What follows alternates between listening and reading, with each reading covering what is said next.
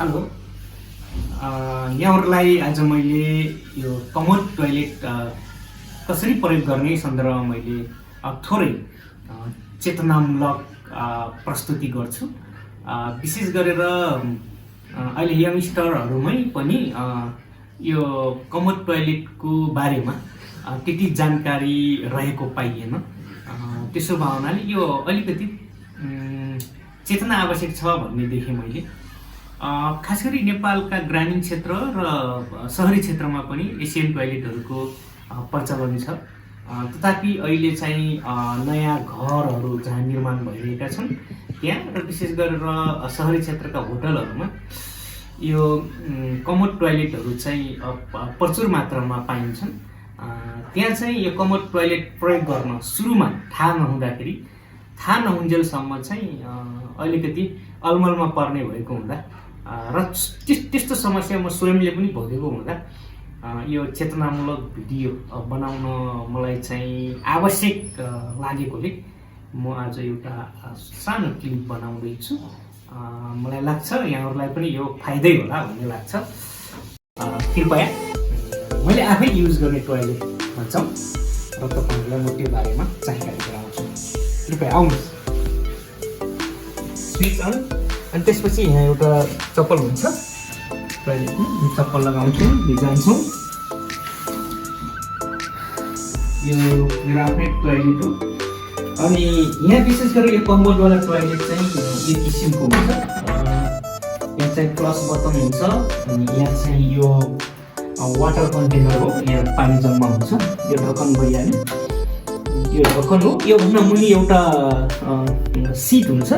यो विशेषहरू किन बनाएको भन्दाखेरि यो तलको भाग कडा हुन्छ, त्यसो भए हुनाले यो बनाएको हुन्छ।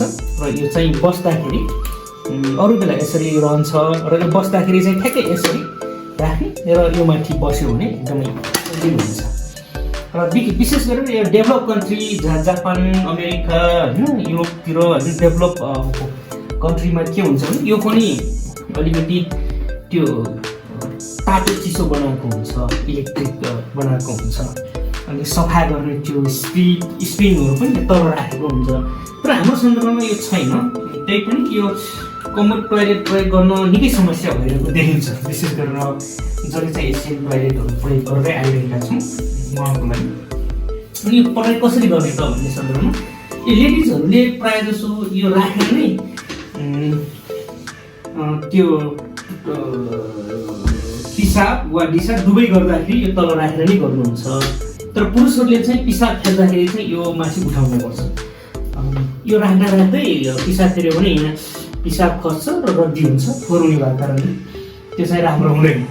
केटाहरूले पिसाब फेर्दाखेरि यो माथि चढाउने अनि चाहिँ पिसाब फेर्ने अनि फ्लस गरिसकेपछि यसलाई चाहिँ यसरी राख्दाखेरि पनि हुन्छ है। अनि तर हामीले टोयलेट प्रयोग गरिसकेपछि टोयलेट कसरी प्रयोग गर्ने, हामीले सफा कसरी गर्ने भन्ने सन्दर्भमा म सोतो डेमो देखाउँछु तपाईँहरूलाई।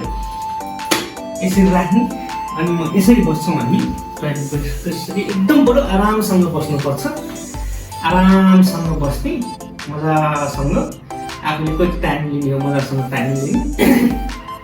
टाइम लिइसकेपछि हामीले के गर्नुपर्छ भने भइसकेपछि जब मान्छे चाहिँ हामी रेडी हुन्छौँ रेस्ट गरेर त्यसपछि यहाँ यो चाहिँ पानी हो होइन, यो तपाईँले चाहिँ सफा गर्नलाई यहाँबाट प्रयोग गरे पनि हुन्छ है। यो र यताबाट प्रयोग गरे पनि हुन्छ। आफूलाई जता सजिलो लाग्छ त्यता प्रयोग गर्ने। अनि प्रयोग गरिसकेपछि यो यहाँ चाहिँ टिस्यु पेपर छ, यो युज गर्न सकिन्छ होइन। यो युज गरेर चाहिँ हामीले चाहिँ यहाँ फाल्न सक्छौँ।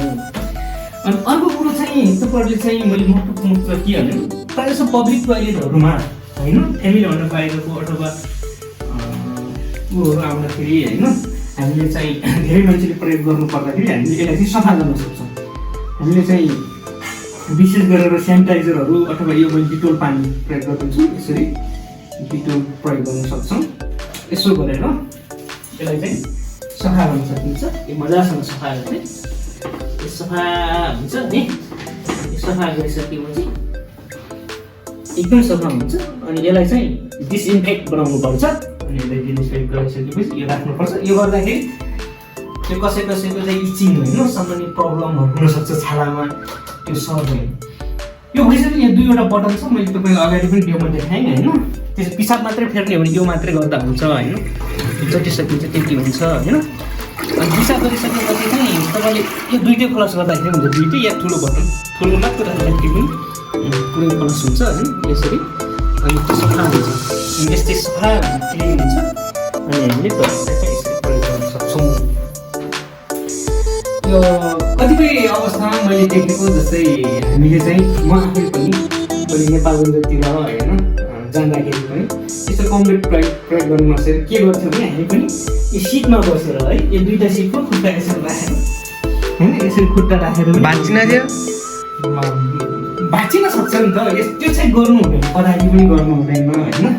यो दुईवटा खुट्टा राखेर चाहिँ यसरी चाहिँ माथि राखेर चाहिँ टोइलेट यो कम्बोडवाला चाहिँ गर्नु हुँदैन। यो गर्नु चाहिँ एकदमै रङ वे हो होइन। जहिले पनि यो चाहिँ के राख्ने अनि आरामसँग बस्ने के पुरासँग यस्तो बस्ने, पत्रिका पढ्न सकिन्छ होइन, फेसबुक चलाउन सकिन्छ, एफएम सुन्न सकिन्छ होइन। मर्निङ बिहानमा उठेर यसरी मजासँग बसेर चाहिँ है चाहिँ देखाएँ। यहाँलाई चाहिँ धेरै धेरै धन्यवाद होइन। कमोड टोइलेटको प्रयोग सम्बन्धमा मैले चाहेको नयाँ कुरा होला, तपाईँहरूलाई अर्को दिन अर्को पस्ट देखाउँछु। धन्यवाद।